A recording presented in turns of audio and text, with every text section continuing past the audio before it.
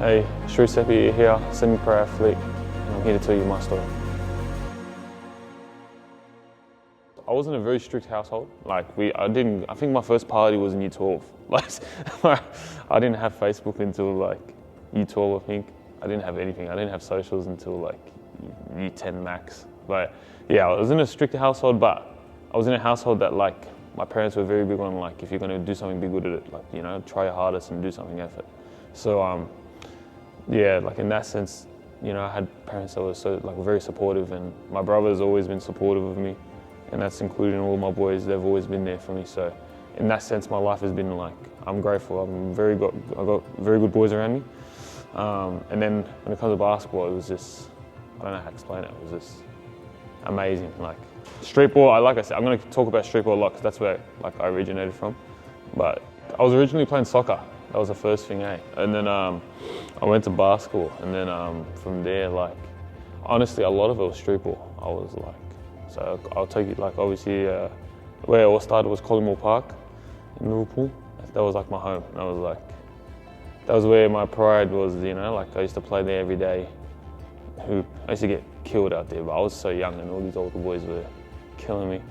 But yeah, that's where it all started for me, the love for it, because you learn. There's a different type of basketball you learn when you're playing street ball out there, and you're trying to earn your name. So yeah, for sure. That's where it all started, and then yeah, from there it took off, just reps, and then playing with boys growing up, Chol and all those boys. We grew up together. So yeah, playing with all those boys growing up was sick. So I quit basketball for a year. It was after under 18s. Came back because my brother was big on me coming back and playing.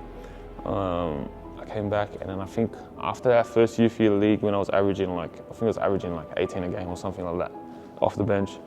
My brother was like, "You can do something, do it." You know what I mean? And I was surrounded by boys in the basketball scene that were older than me, and seeing what they were doing, going overseas and all that stuff. And I was like, you know what? Maybe I can do it too. So from that point on, I reckon that's when I started getting to that. I always trained hard. Trust me, my dad was killing me.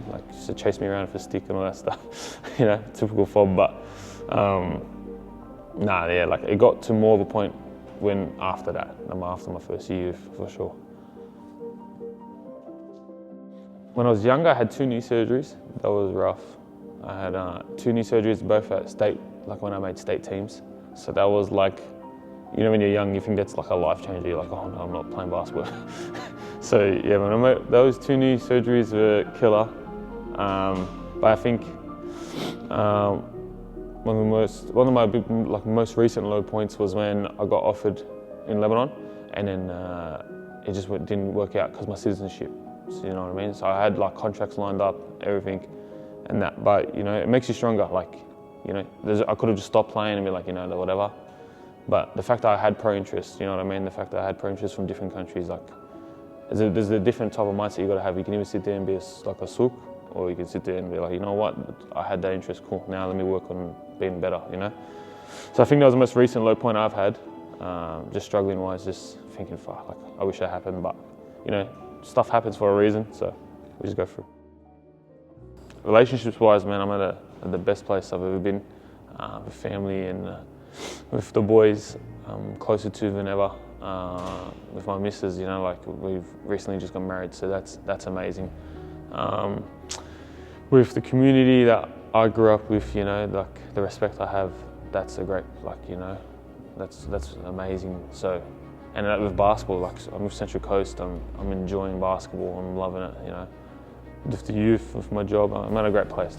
Life is just, like I said, obviously it's ups and downs, you know what I mean? But I'm very grateful for where I'm at. I love where I'm at, so yeah. Obviously, you can always get better, so I'm always trying to be better, to be honest. I'm starting a podcast with the boys, we're having some fun there. So we're doing stuff like that, but with basketball and everything else, I'm like I said, I'm in a very good place in life, you know what I mean? I've represented my country, I've traveled the world. There's not much left to do other than going pro, you know what I mean, which I've had interest in. So other than that, I'm very grateful for where I'm at. The only thing, like I said, if I was to say I'm working on stuff and I'm trying to do new stuff, do the podcast with the boys, have some fun, like stuff like that, yeah. I think it's been about the process. Like I've learnt so much in the process. I've learnt to enjoy the process more. When I say the process, I mean like training, the grind, you know what I mean? Like I've learnt to enjoy that so much more than games, because I think that's where people go wrong, you know what I mean? You've got to enjoy all this other stuff. You've got to enjoy all the little things before, because the results will always come. You train, the results will come. But I've learned to enjoy the process more than the result. And I think that's the biggest thing, because, you know, like representing Samoa was amazing, playing for Samoa, the best thing in the world, but the process of going to Samoa, like, you know, I went to Samoa and I got to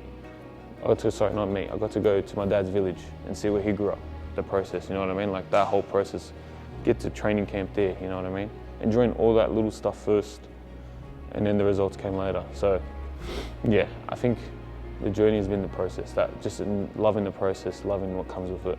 You know what I mean? The ups and downs. You gotta love the game. If you don't love it, I always say to kids, if you don't love the game, you're not gonna go far. You know what I mean? Like it will take you around the world. Like I said, I've been to Samoa, I've been to NZ, been to China, I've been to Japan, and like I'm just a kid from Liverpool. Like honestly, God, I'm just literally. If you met me back then, I was a little chubby kid. You'd think, fuck, he's just playing basketball, it's for fun, you know? But looking back now, like, obviously you forget to look back and think about the stuff you've done, but, you know, looking back now, like I've gone around the world doing this, you know, people have paid me to go places and play basketball, like, you know, enjoy it, because that's what got me far, like just loving the game and enjoying it, that's it, and enjoy the process. Enjoy training, enjoy being by yourself, because that's when you're outdoing everyone else, you know what I mean? So enjoy the process and love the game. That's my biggest advice I give to the kids. And always ask questions, always. I was very big like that. I was annoying. I was like, bro, I had a hit list growing up of like older boys that used to beat me. Bro, I was like a ridiculous little shit. I had to get everyone, but like, that hit list was important to me, because it was like all the boys that were better than me growing up, I was like, I had to get them. You know, they were older than me, I had to get them. And then eventually, you know, like, I got most of them, so it was just, and like I said, I was still in love with the game while they were losing love, you know, and that's what got me better than them, because I was still training, I was still doing all that, you know what I mean? So that's the biggest thing, for sure. Love the game, enjoy the process, and ask questions, always ask questions, for sure.